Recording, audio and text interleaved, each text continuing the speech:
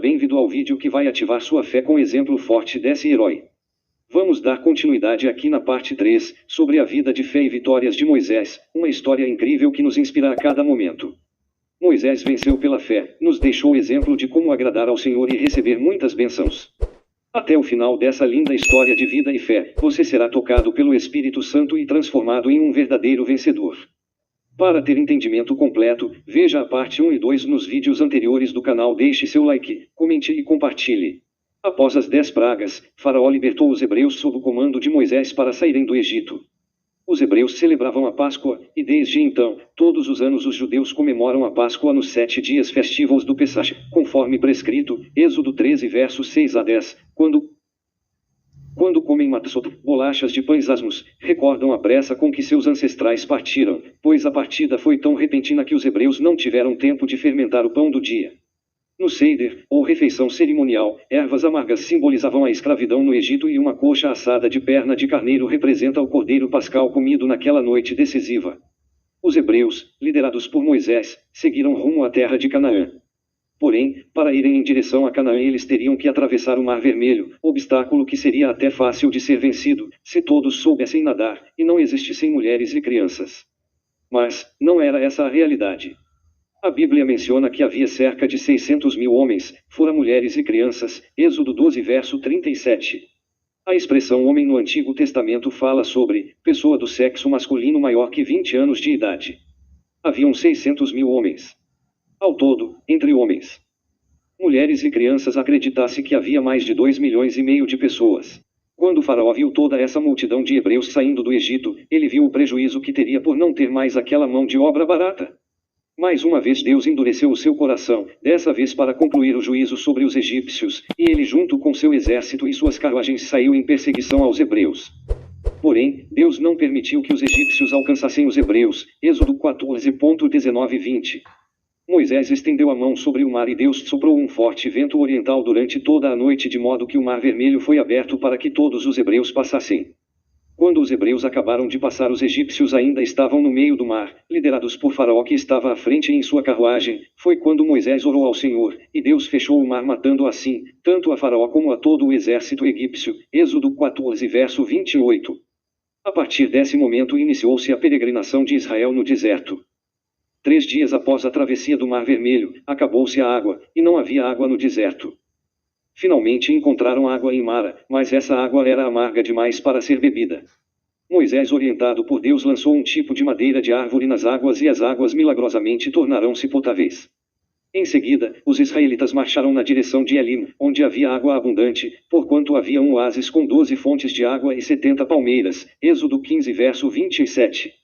É paradoxal a realidade de Mara e de Elim. Em Mara faltava, em Elim sobrava água. Isso é um sinal que, se perseverarmos em nossos objetivos e formos fiéis a Deus, podemos até viver hoje momentos de escassez, mas Deus nos fará alcançar Elim, onde há abundância de bênçãos de Deus para nossas vidas. 31 dias após os israelitas terem saído do Egito, os alimentos terminaram. As murmurações intensificaram-se, porque não havia nada para comer.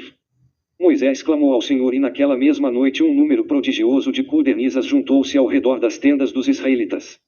As codornizas eram aves que a partir do mês de março migravam para a Palestina, vindas do sul. Era época de primavera. As codornizas voam rapidamente e são bem resistentes aos ventos.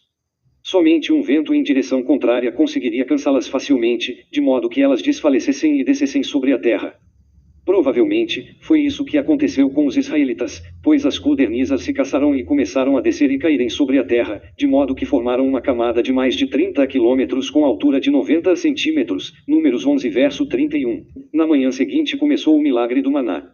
O maná era o alimento que Deus mandou para os israelitas durante os 40 anos no deserto. Era de cor branca, semelhante à semente de coentro e tinha o sabor de bolos de mel. O maná descia do céu assim como desce a chuva. Pela manhã, logo que desaparecia o orvalho, estava o chão coberto de maná. Quando os israelitas viram isso pela primeira vez, disseram: "O que é isso?" E Moisés disse-lhes: "Este é o pão que o Senhor lhes deu para comerdes."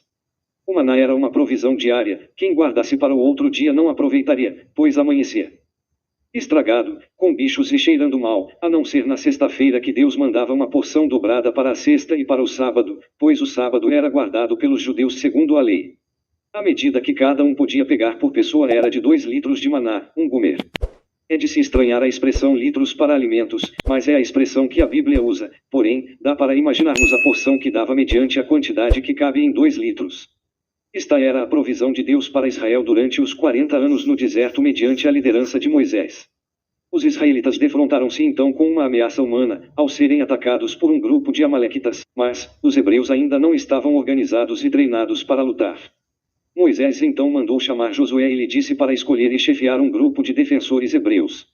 Moisés subiu ao topo de uma colina junto com Arão e Hur, segundo a tradição, cunhado de Moisés, e de lá observaram a batalha. Enquanto Moisés mantinha as mãos levantadas, os hebreus prevaleciam, mas quando as mãos de Moisés caçaram e abaixaram, os amalequitas prevaleciam. Então, Arão e Hur sentaram Moisés numa pedra, e colocando-se cada um de um lado de Moisés, sustentaram-lhes as mãos até o cair da noite, quando então os amalequitas foram vencidos e a batalha foi terminada. Ali Moisés construiu um altar ao Senhor, Êxodo 17 versos 8 a 16. No entanto, grande era a responsabilidade de Moisés em cuidar de todo aquele povo. Moisés julgava disputas, reclamações e problemas trazidos a ele. Seria muito difícil para Moisés tratar pessoalmente de todos os assuntos triviais, sempre com um grande número de pessoas aguardando para serem atendidas. Jetro, sogro de Moisés, estava naqueles dias visitando Moisés e Zipora junto ao povo. À noite Jetro deu a Moisés um sábio conselho, para que ele delegasse poder a homens capazes para que esses o ajudassem a cuidar de um número fixo de pessoas. Moisés concordou e designou chefes de 1000, chefes de 100, chefes de 50 e chefes de 10. Eles julgavam o povo todo o tempo. Toda causa importante, eles a levavam a Moisés, Êxodo 18 versos 25 e 26. Moisés os instruiu para fazerem justiça entre um homem e seu irmão, ou o estrangeiro que mora com ele. Não sereis parciais no julgamento, ouvireis de igual modo o pequeno e o grande. A ninguém temais, porque a sentença é de Deus. Deuteronômio 1 versos 16 e 17. Tendo recomendado esse sistema de administração, Jetro despediu-se e voltou para sua terra. Então peça a ajuda do Senhor Deus para viver uma vida de obediência e fidelidade como Ele, e desfrutar de tudo aquilo que Ele preparou para você. Você hoje Deus te chama a usar a fé e os bons exemplos de Moisés para vencer na força do Espírito Santo. Se esse vídeo te ajudou, inscreva-se no canal, deixe seu like, seu comentário e envie para alguém que você goste. Isso fará com que o YouTube mostre para mais pessoas. Até o próximo vídeo.